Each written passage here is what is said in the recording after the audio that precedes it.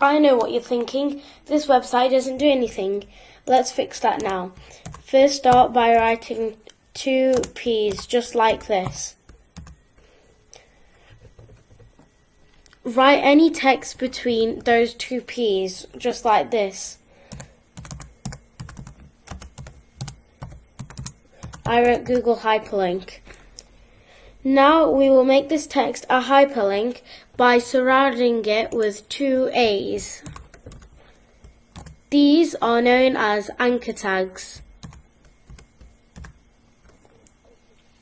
To tell the hyperlink what to do, here we need to space and type href equals 2 double quotes, and we can add any link inside the double quotes. I chose the Google link. Click on File, Save it as code2.html.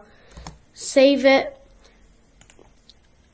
open it, click on it, and now your website does something.